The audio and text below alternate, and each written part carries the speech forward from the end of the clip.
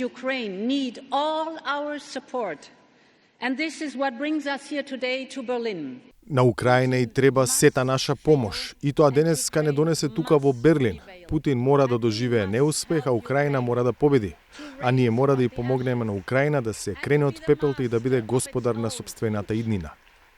Врвот на Европската унија и на европските држави, вклучувајќи и Северна Македонија, денеска во Берлин ја повторија недвосмислената поддршка за Украина, која речиси 2,5 години успева со огромна западна помош да одолее на руската агресија.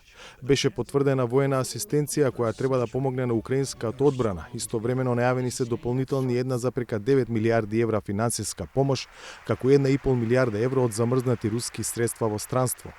In dem Video haben wir gerade gesehen, mit welchem Mut. Ние тргнуваме по овој пат со вас, драг Володимир, и затоа продолжуваме да работиме денеска овде во Берлин на обновата на силна, слободна европска Украина. Силата и цврстината, тоа се предусловите за Путин да ги препознае. Ќе нема воена победа и мир.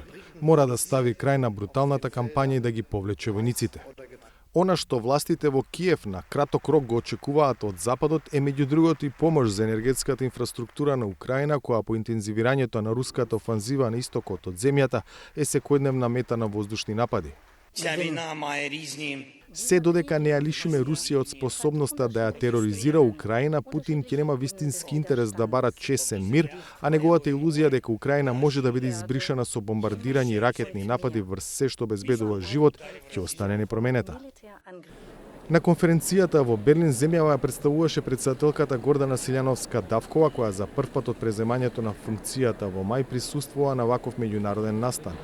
Таа се обрати на еден од панелите на конференцијата, на кој, како што информира од незиниот кабинет, рекла дека по Втората светска војна Маршаловиот план бил израз на солидарност за разрушената Европа, а дека денес е неопходен нов вид Маршалов план за разрушената Украина, на која и се потребни инвестиции не само во патната и во енергетската, туку и во човечката, образовната, социјалната инфраструктура.